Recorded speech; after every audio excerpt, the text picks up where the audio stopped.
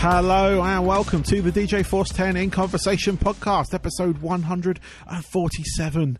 My special guest on today's show is Ralf from the band Primal Fear. They're about to release their 13th studio album called Metal Commando via Nuclear Blast, and it's out on the 24th of July.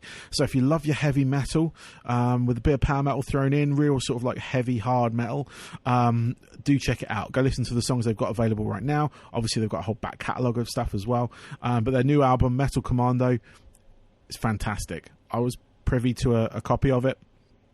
Absolutely brilliant. So please go pre-order it now. Nuclear Blast site, they've got a whole different like special editions and all that kind of stuff if you're interested in that, or you can pre-reserve it on the streaming platforms as well. So I highly recommend you guys do that. I just wanted to throw my voice of support behind the Blackout Tuesday campaign that happened yesterday. I did that. I kind of like, I didn't, this was supposed to be released yesterday, so I kind of postponed that till today. And I just wanted to throw my support behind the protests and things like that. I just don't want to sit on the fence and kind of say, oh, it's going to be this way. But I just want to let people know that I am behind you. I am with you. I am, I see colour. I see the pain, the suffering. I see the strength that you guys show every day, and I see the passion that you guys are showing right now in these protests. So please let it continue. We need change done. We need it now. It's been going on far too long.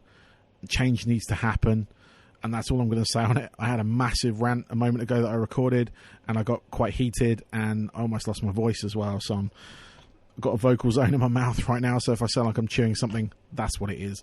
But yeah, I just want to throw my support behind that, you guys, because it's something that's really important and it needs to happen. I personally owe a lot to the black culture in my life, like the DJing aspect of things, the scratch DJing from the hip hop era and stuff like that, but also my personal life with the cooking and things like that I love to do, and yeah, I owe so much to it, and it just hurts me that this is still happening, that this is still a thing. I can't even begin to know what it feels like, and it just needs to change. These things need to change. That is my sort of like underlying message: is change needs to happen now, because we can't, as a civilization, as a community, as a worldwide body, we cannot live this way. We cannot persecute someone for the colour of their skin. Cannot do that, because it's not there's no human rights in this. No one born on this world is worth any less than anyone already here, no matter what the colour of their skin or anything like that. So let's just end this now. Cool. Right, I've said my piece. I've managed to record this one, which has been a triumph on my part, and without blowing up, because I've had a few sort of like, as you can hear my voice breaking a little then, just moments of just sort of like real anger over something that is so. Anyway, I'm going to get off on it again. But yeah, I just want to thank everyone for downloading the shows. On Monday was well received. So thank you for that, guys. And thank you to BPMD.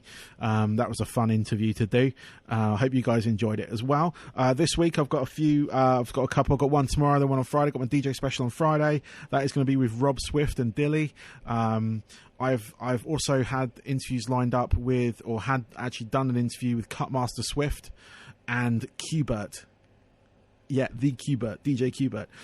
So these are my forthcoming DJ specials, which is going to be great. And then I've got a whole bunch of bands coming. I've got Mushroomhead, I've got Broadside, I've got Call Me Malcolm, I've got Local H, I've got Primal Fear coming up right now.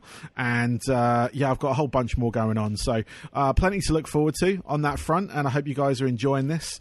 Looks like I might be going back to work soon. So just kind of like... kind of going to slow things down a little bit, I think, after when that gets announced, just so I'd like bring it back in. But I'm hoping to sort of keep the Friday DJ show going if I can, and then keep that a weekly thing, and then keep getting bands in and stuff, which is what I want to do. So that's all cool. And just to sort of give you a general hint, Crossing the Streams should be coming back. If anyone was missing that, my mix show,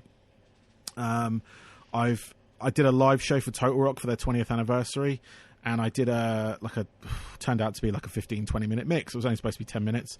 Doing a live show as well, and kind of gave me that like spark again. I love mixing music, so I was enjoying it anyway.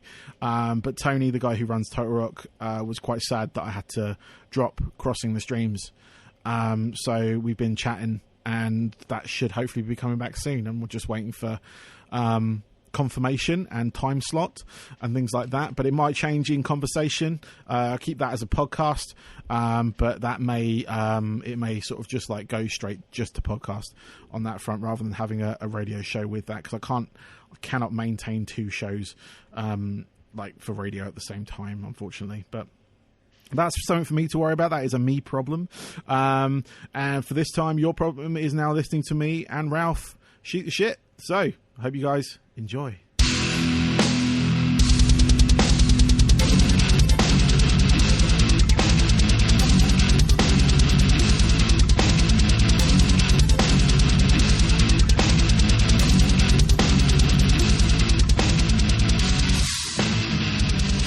So on my show today, I have the frontman from Primal Fear. I have Ralf with me. Welcome, Ralf. Welcome. Nice to be there. Nice to be there. That's excellent. Cool. No, that's really cool, man. Like I said before we hit record, thank you for doing this. I really appreciate it. I've been quite fortunate to actually listen to your new album in its entirety, and I love it.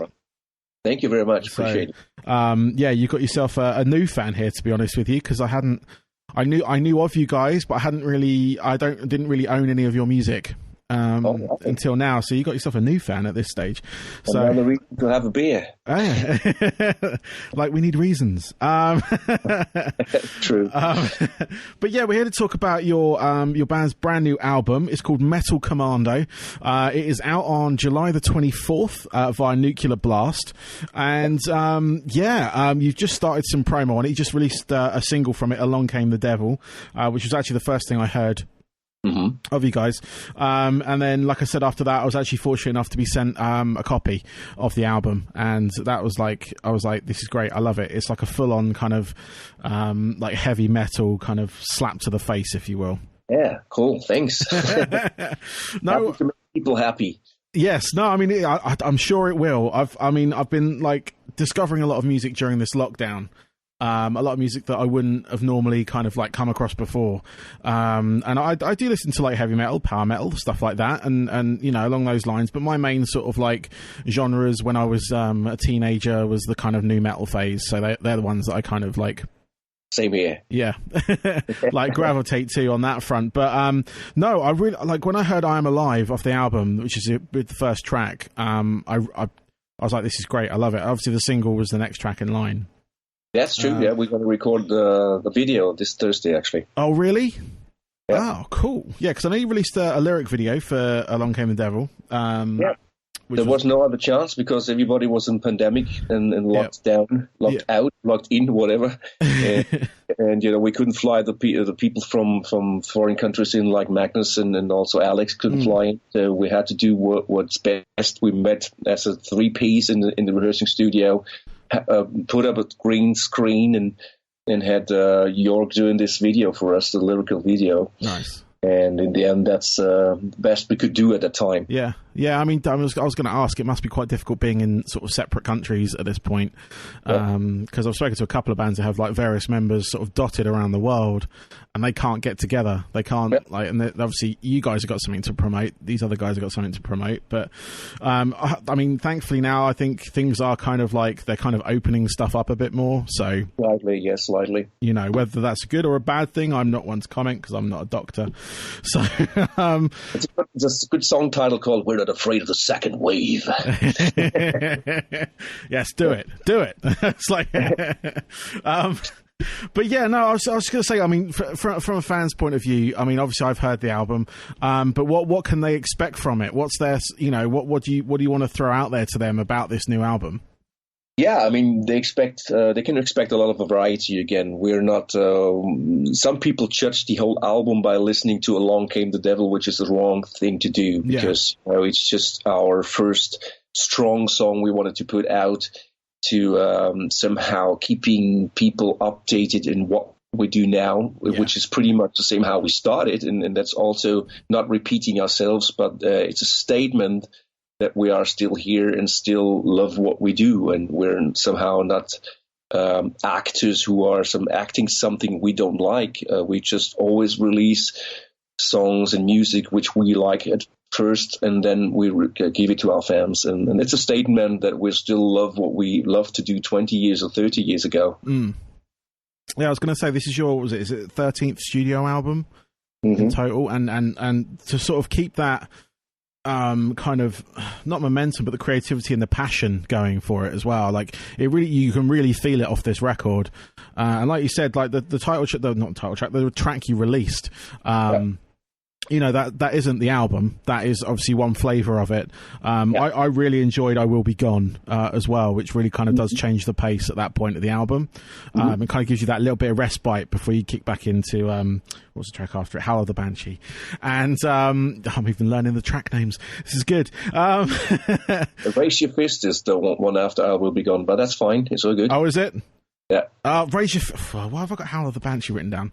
So raise your fist. I got that wrong. Don't worry. I'm just reading a list here. It's not that it's in my mind. No, that's good. Correct me, because otherwise people go, I didn't hear that one after that one, or I've got them in the wrong order on my system. That would be the bad thing. But yeah, no. Raise Your Fist was really cool after that song, because it kind of like, it really does bring you back into that kind of like full metal like throw, which is great. And like I did mention, Howl of the Banshee, that is a track after that, isn't it? I think. Yeah, exactly. Yes, exactly. Cool. That's why I put it in there, because I really enjoyed that track. I've got it written down. All the tracks I kind of like really kind of like stuck out for me.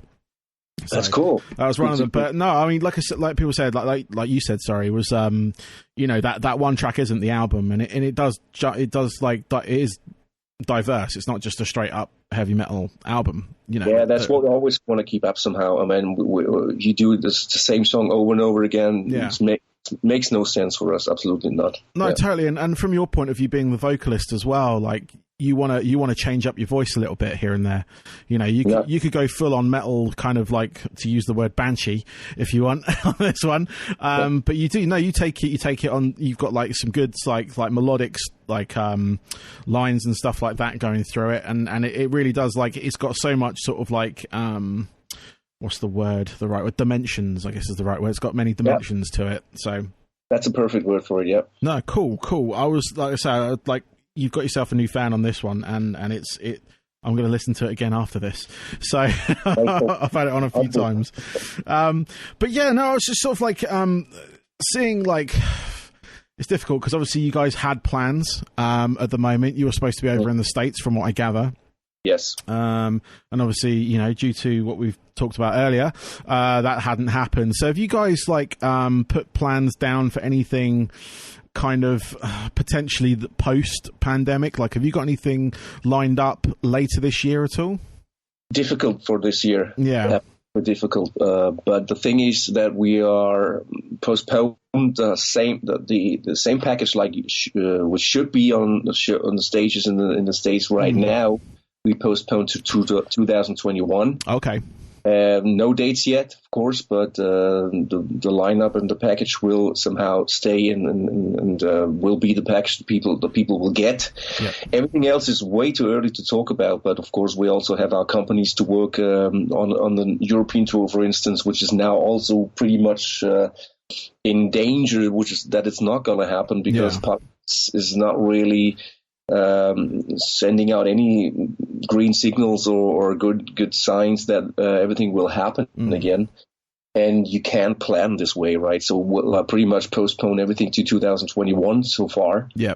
But maybe it's too early to talk about this because I don't know what's going to happen. Nobody can tell, but I don't think it's going to happen. And of course, health is always the most important good we have. And we should really be aware of the second wave because we are afraid of the second wave. It's just a phrase I had before. Yeah. And everybody should take care of themselves and so forth. And you know, if you think about elderly people and so forth, I don't want to talk about so much about politics, but I want to talk about health, and that's the most important thing. Yeah, no, totally. That's totally the thing. I was just like, you know, some bands I know have kind of still got plans towards the end of the year and stuff, and I was just sort of like, obviously you've been in the business for a long time. Like we said, it's like 13th album. We've been in Europe. We talked about South America. We talked about Japan and so forth. But everything is stopped. Everything is just on red light so far. Yeah. Yeah, no, totally. I was just sort of curious of like, because like I was saying, like you've been in the industry for a while now. How have you kind of like evolved and adapted for this situation? What's the sort of like, because a lot of people, I think the term was like everyone was kind of building a plane mid-flight, if you will, if you want to use a sort of like analogy for it. But how have you guys adapted to this sort of situation? Because obviously you're promoting a new album and it's due out, you got a good sort of 2 months at this point when we're recording. What sort of like, have you got any kind of like online plans, if you will, to kind of like get the fans sort of like buzzed in interest? Obviously we've got this interview right here. You obviously be doing other interviews, but are you doing anything else via your sort of like social media presence or anything? Yes, sometimes I'm on my Instagram live sometimes here and there, and we just make a collaborations once in a while with Alex, Tom, and Matt and so forth. That's everything we can offer so far. But the good thing is for us right now in the bad situation, the good thing is for us absolutely to promote the album and to release music, because music is not stopped, right? Music can always be released. Matter what platform on, and that's the most important thing right now, to promote what we had recorded before the pandemic, and that's what we do. And if there's no live activity, yes, of course we can still be somehow creative back in our home studios or whatever, but for us right now the focus is on promoting what we have and still work on some, for instance, video tracking. That's what we're still 2 songs now, releasing 2 singles on the July 24th, and then later, on June 19th, the next single will be somehow released. Cool. I'm Alive, and we'll have a video for that too. Nice. And there's another song, Hear Me Calling, we also record a video for, which is going to be then the next single. So we do this step by step until the final release on 24th of July. And there's quite a lot of work to do, and everybody is also busy in the band in the private manners. Like I'm teaching, for instance, my students, and I'm also here and there recording a song for other bands. So still busy times. I was going to say you're keeping busy, so that's good. That's good. Yeah. No, I was just we're going to talk about like some of the like editions that you're releasing. Obviously, you got your sort of like standard CD, vinyl, digital editions of the record that's coming out. But one that did take my sort of fancy when I saw it was your the box set that you guys are releasing with the vinyl, the CD, and a slip mat and a poster. Sort of like releasing on like, and the other, I think, was it glow in the dark vinyl was the other one as well? There's is it orange, golden? Yeah, you get orange with the box set, I think it is. I got written down here. And I was just curious, like with like obviously you can sort of tell a lot with pre-orders and stuff, but what was the sort of feeling of putting out a glow in the dark vinyl? Because that's the kind of thing that I really like. So it's just all marketing, This is Nuclear Blast is doing a fantastic job here, and they absolutely know what they're doing, and they also know what people want, because I would want that. Yeah. No, I'm a vinyl person, so like having glow in the dark vinyl, that's great because I like to DJ in the dark. So exactly. That's cool. Having stuff like that is really cool. But no, I love the fact that you got a slip mat as well, which is something I don't see a lot of. A lot of bands kind of like when they do release vinyl, I've always kind of like sort of say, well, why don't you just release like a slip mat, because people can put that on the turntable and then they've got a constant reminder of you rather than just the records and stuff like that. Because a lot of people, they don't think about the slip mat as such. And I just thought, even from Nuclear Blast's point of view, that's a great idea. So it is, absolutely. Yeah, that's all cool. So I've got a couple of questions left for you, Ralf, if that's all right, and then I can absolutely. That's what we're here for. Exactly. But these are more sort of centered at you rather than the band itself. So these are kind of where you've come from, if you will. But what I want to find out are your sort of 3 pivotal albums in your life that kind of shaped the vocalist that you are today, or the one that made you want to pick up a microphone, if you will, and things like that. If you could sort of whittle it down to like the 3 sort of albums that really kind of made that impact. Yes. Unleashed in the East by Judas Priest. Nice. And Saxon. Excellent. Wheels and Steel. What a Denim and Leather. Sorry, it was Denim and Leather. and Leather. And of course, Operation Mindcrime, which came later then from Queensryche, pretty much somehow was influential on me, vocal style-wise. Ooh, you racked them off so quickly. That's the quickest anyone's ever done that, so well done. I was like... Well, it just came into my mind. Maybe next time it's going to be another list, I don't know. no, maybe. But no, that Judas Priest record is great. I love that album. Yeah. I mean, this is somehow which changed the world back in the days. Yeah. The screams just knocked me off my... wherever I was sitting was. Wherever I was sitting. Yeah. I was going to say, like, your vocal style when you are on, like, sort of full high-end sort of side of things, it did kind of have that Rob Halford sound to it, like that sort of high-end registry, which is something that I've always kind of gravitated to, like, on the vocalist side of things. Luckily, I was lucky that I could somehow do that back in the days, but then, of course, as we all know, I evolved my own kind of thing, which... Yes.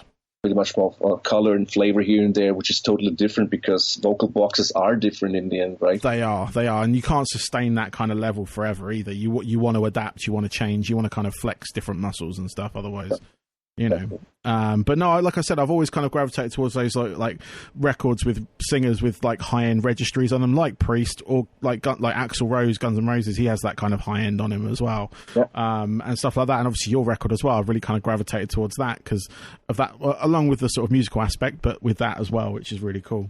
Mm-hmm. Denim and Leather, a fantastic album. I mean, I love Saxon. They're kind of like traditional British heavy metal band. A lot, let alone the title, like do do diddle dee do do it grabs you right by the neck, like it does. It was one of those things where, like, when I was a younger man, I was like, hear this lot, and it was kind of like traditional heavy, and then I sort of like gradually got it. I started to listen to it, and I got it, and then I've been quite fortunate to speak to some of one of the original members of Saxon doing this interview thing. Yeah, several times. He's a nice dude. Yeah, and it was just like just sort of like catching up with these people that have had that impact on my life and stuff, which is really cool. And I've got Denim and Leather on Denim and Leather on vinyl as well, so it's kind of it's got that kind of realness to it. So yes, and Queensryche, fantastic band. Absolutely. Again, no, it's really cool. So finally. The final question. What are your hobbies away from music? So I know you mentioned you do teaching and stuff, but what do you do sort of away from music? What do you kind of do to unwind? Well, I'm also slightly addicted to fitness and keeping myself in shape, which is somehow, if I don't do it, I miss it. So somehow, let's say that's also some kind of addiction, right? Yeah. I'm trying to keep myself in shape as much as I can. I'm not comparing or something with the guys who are on steroids or whatever they are. That's not my kind of thing. I'm staying the natural way I am and trying to do the best I can in my age. Cool. Excellent. Well, that's all I've got, Ralf, for this one. So thank you very much for doing this again. I appreciate your time. Good luck with the album and everything. It's a fantastic album. I'm sure it'll do you very well. When you guys, once everything kind of eventually calms down, you guys are back out on the road, I hope to see you in the UK. Yeah, me too. I mean, I want to say this because many people, why don't you come or whatever? No, it's not always about the band. We would love to play everywhere. Yeah. It just give us a stage and we'll be there, but it's also about promoters and in our touring management and so forth. All this is a business too. Oh, and totally. So if the band Primal Fear is not playing in the UK, it's not the band not wanting to play there, right? So you want people to understand. Oh, no, that's absolutely fine. I totally get it. I mean, I was in a band myself back years ago and sort of people asking us to come play various countries and stuff. Eventually, once this thing sort of calms down and you guys get back on the road, I mean, I know you had some UK dates lined up at some point, but, obviously, hopefully we get them rebooked for next year or something or whenever. And, I'll come down. I'm going to come down and say hi. And, I look forward to seeing you guys live. Likewise, Barnaby. Awesome. So cool. Let's have a toast next time. Oh, definitely. Yes. Okay. Thank you, Ralf. Have a great rest of your day, and I hope all the rest of the interviews go well, mate. And you. Thank you very much, Barnaby. Cheers. Bye-bye. Bye.